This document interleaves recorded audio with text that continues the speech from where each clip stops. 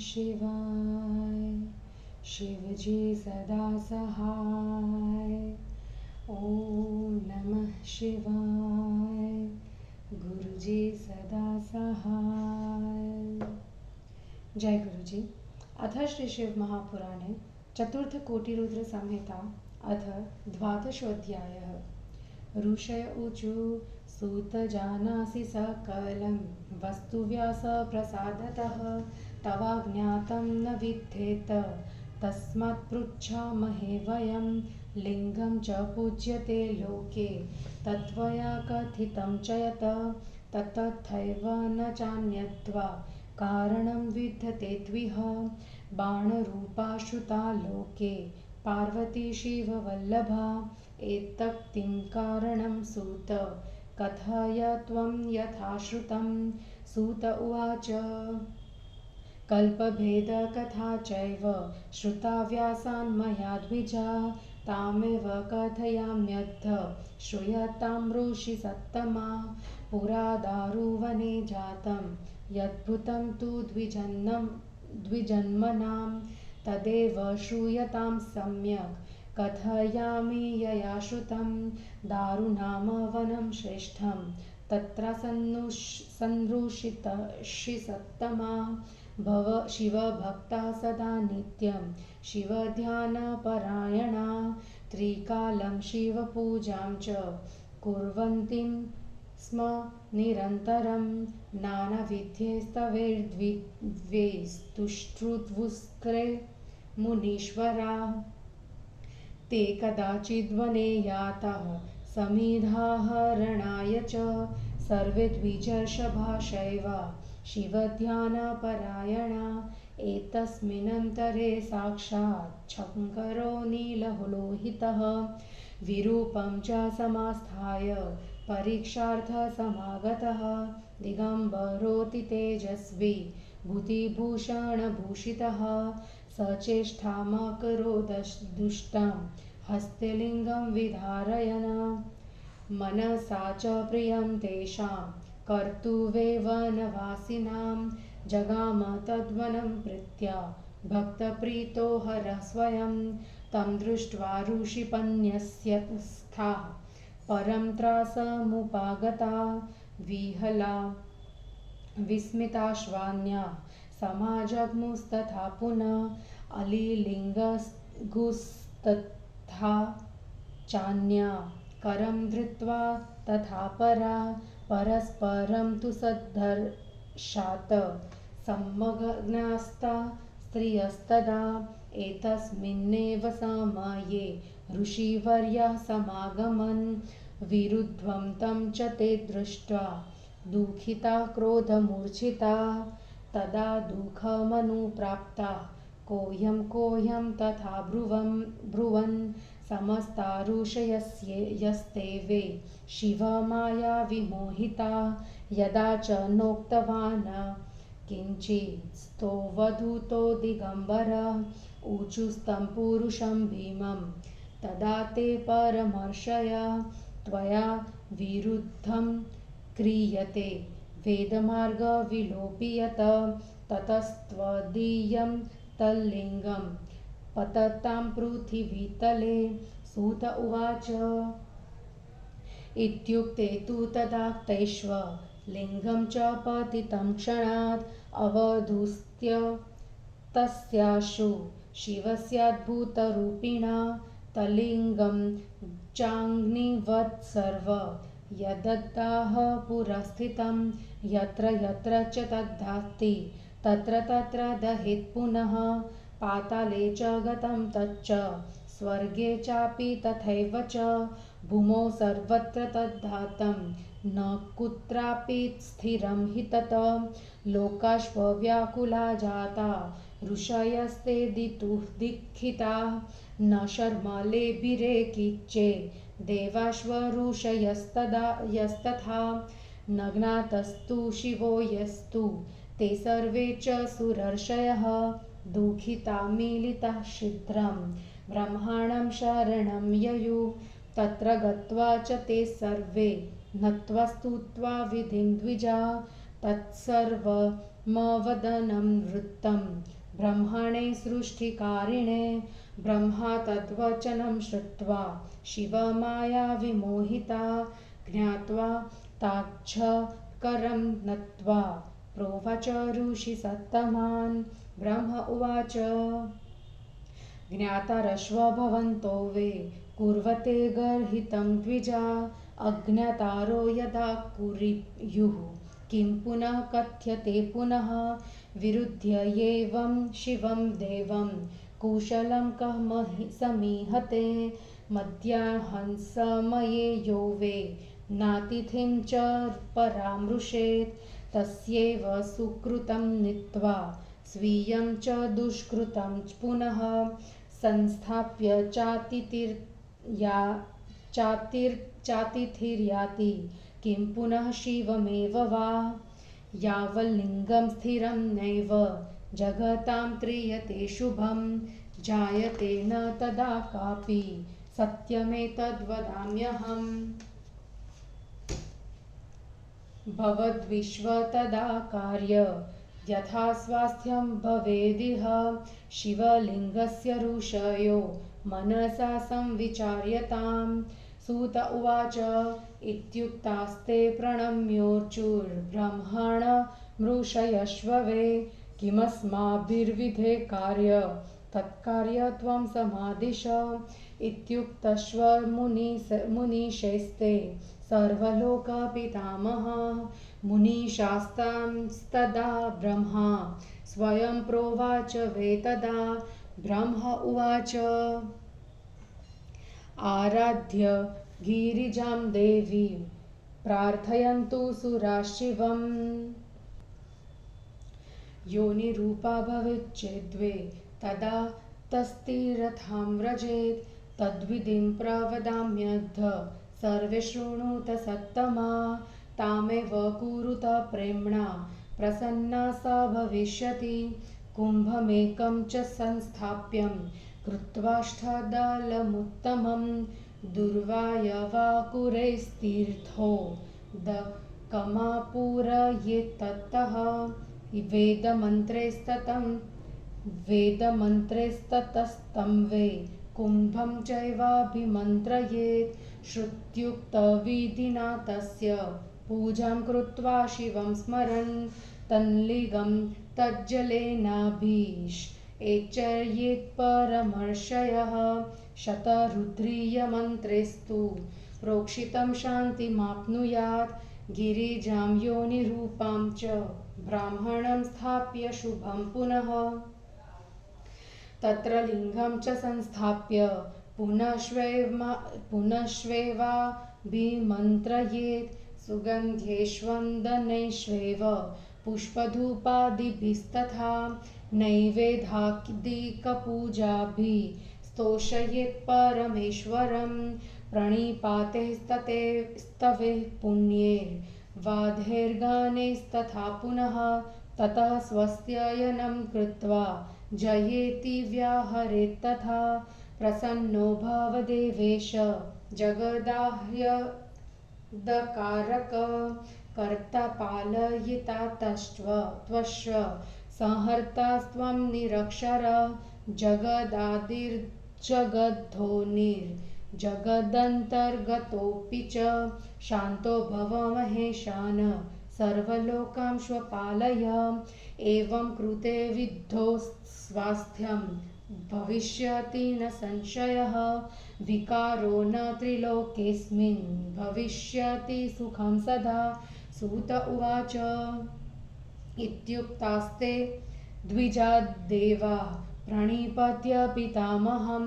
शिवं तं शरणं प्राप्तः सर्वलोकसुखेभ्यसा पूजितः परया भक्त्या प्रार्थितः शङ्करस्तदा सुप्रसन्नस्ततो भूत्वा तानुवाच महेश्वरः महेश्वर उवाच हे देवा ऋषयः सर्वे मद्वचः शृणुतादरात् योनिरूपेण मल्लिगं धृतं चेत् स्यात् तदा सुखं पार्वतीं च विना नान्या लिङ्गं धारयितुं क्षमा तथा तया धृतं च मल्लिगं धृतं शान्तिं गमिष्यति। सूत उवाच तच्छ्रुत्वा ऋषिर्भिदेवैः सुप्रसन्नैर्मुनीश्वरा गृहीत्वा चैव ब्रह्माणं गिरिजा प्रार्थिता तदा। प्रसन्नां गिरिजां कृत्वा वृषभध्वजमेव च पूर्वोक्तं च विधिं कृत्वा स्थापितं लिङ्गमुत्तमम्। मन्त्रोक्तेन विधानेन देवाश्वऋषयस्तथा चक्रु प्रसन्नां गिरिजां शिवं च धर्महेतवे। समानर्चुर्विशेषेण सर्वे देवर्षयः शिवं ब्रह्मा विष्णु परे चैव त्रैलोक्यं सचराचरं। सुप्रसन्न शिवो जातः शिवा च जगदम्बिका धृतं तया च तल्लिङ्गं तेन रूपेण वेतदा।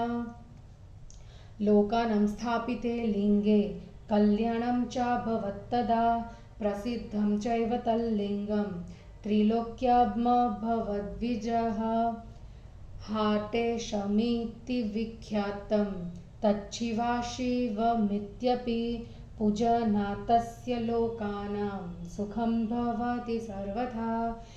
इह सर्वसमृद्धिः स्यान्नानासुखवहाधिका परत्र परमा मुक्तिर्नात्र कार्या विचारणा।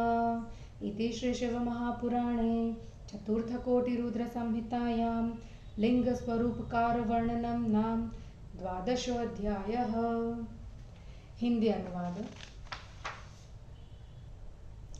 ऋषियों ने कहा, हे सूत जी, आप व्यास जी की कृपा से सब जानते हैं। आपको कोई बात छिपी नहीं हुई है, आपसे कोई बात छिपी हुई नहीं है, इसलिए हम आपसे पूछते हैं। संसार में लिंग पूजा का आपने जो कारण बतलाया, उसके अतिरिक्त और भी कुछ कारण है। हे सूत, शिव प्रिया पार्वती बाण रूपा कही गई, इसका क्या कारण है, कहिए। सूत जी ने कहा, हे ब्राह्मणों, मैंने व्यास जी से कल्पभेद की कथाएं सुनी, अब मैं उन्हीं को सुनाता हूँ, आप सब सुने। प्राचीन काल में दारुवन में ब्राह्मणों के साथ जो घटना घटी उसे मैं सुनाता हूँ।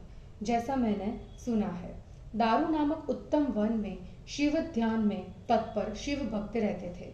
हे ऋषिवरों, तीनों काल में वे शिव पूजा करते थे और उनके प्रकार के उत्तम स्तोत्रों से उनकी स्तुति करते थे। वे सभी शिव ध्यान में तत्पर ब्राह्मण शैव किसी समय समिधा लेने के लिए वन में गए। इसी बीच मैं साक्षात नीललोहित शिव अपने रूप को विकृत कर उनकी परीक्षा के लिए आए। दिगंबर अति तेजस्वी शरीर में भस्म को लगाए हुए और हाथ में लिंग को पकड़े हुए उन्होंने कुचेष्टा की। मन से उन वनवासियों का कल्याण करने के लिए वे प्रेम से उस वन में गए। उनको देखकर ऋषि पत्नियां व्याकुल तथा चकित होकर अत्यंत डर कर वहां आई। वे एक दूसरे को आलिंगन करने लगी। किसी ने उस दूसरे का हाथ पकड़ लिया। इस प्रकार वे अत्यंत प्रसन्न हुई। इसी समय वहां ऋषिगण आ गए और इस दृश्य को देखकर वे दुखी और कुपित हुए। तब दुखी होकर शिव माया से मोहित हुए वे ऋषि यह कौन है कहने लगे। जब वह अवधूत दिगंबर कुछ नहीं बोले, तब उस भयंकर पुरुष से ऋषियों ने कहा, तुम वेद मार्ग को लुप्त करने वाला यह दुष्कर्म कर रहे हो, इसलिए तुम्हारा यह लिंग पृथ्वी पर गिर जाए। सूत जी ने कहा, उनके इतना कहते ही क्षण भर में अद्भुत रूपी अवधूत शिव का वह लिंग पृथ्वी पर गिर गया। अग्नि के समान वह लिंग जहां जहां जा रहा है वहां वहां जलाता जा रहा है। वह स्वर्ग, पाताल तथा भूमि में गया, किंतु वह स्थिर नहीं हो सका। सभी लोग ऋषिगण तथा देवता अत्यंत दुखी हुए। उस समय कोई सुख ही नहीं था। जिन देवर्षियों ने यह नहीं जाना कि ये साक्षात शिव है, वे सब दुखी होकर मिलकर ब्रह्मा की शरण में गए। वहां जाकर सभी ब्राह्मणों ने ब्रह्मा को प्रणाम किया, उनकी स्तुति की और उस सृष्टिकर्ता ब्रह्मा से पूरा वृतांत कहा। शिव माया से मोहित उन ऋषियों की बात को सुनकर शिव जी को प्रणाम कर उनसे कहा। ब्रह्मा जी ने कहा, आप लोग सब जानते हैं, फिर भी निंदित कर्म करते हैं।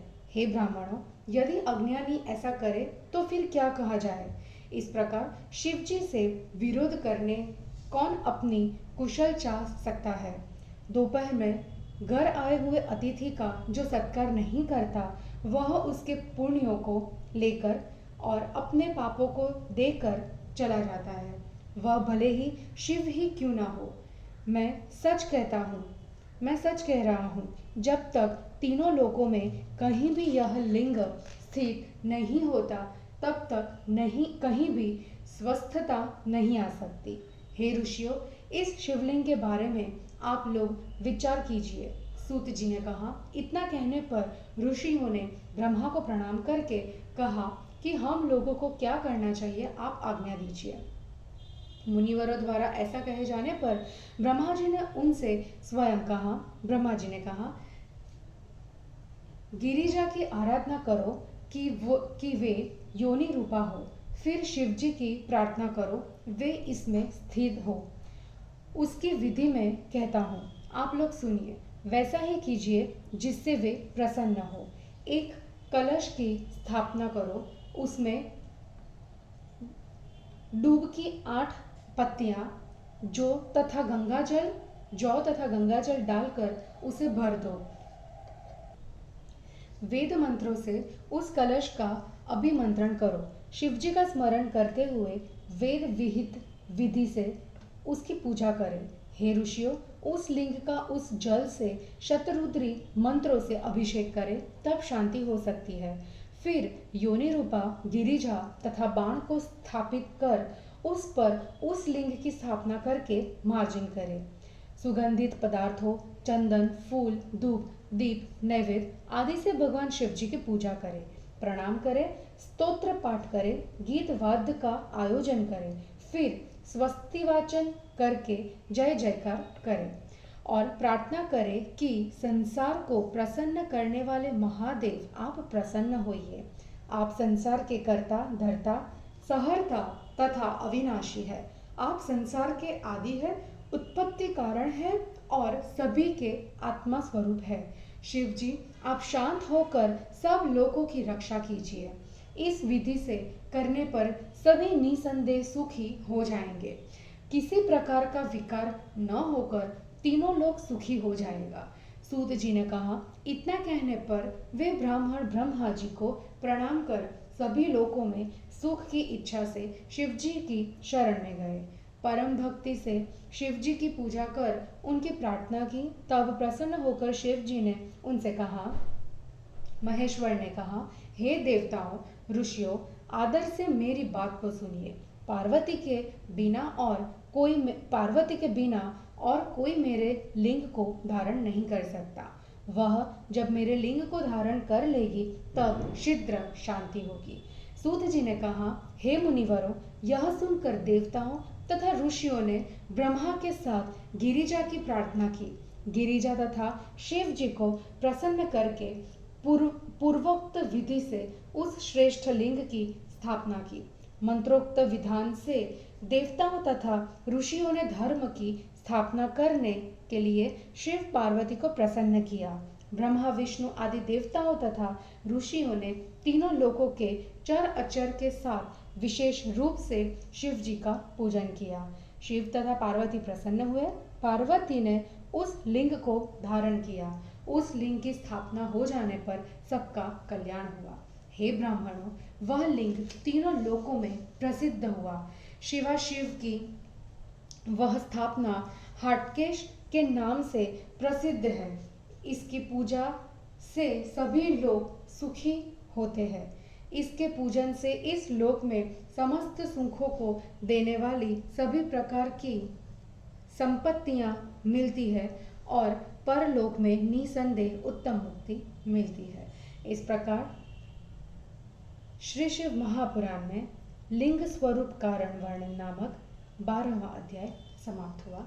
जय गुरु जी।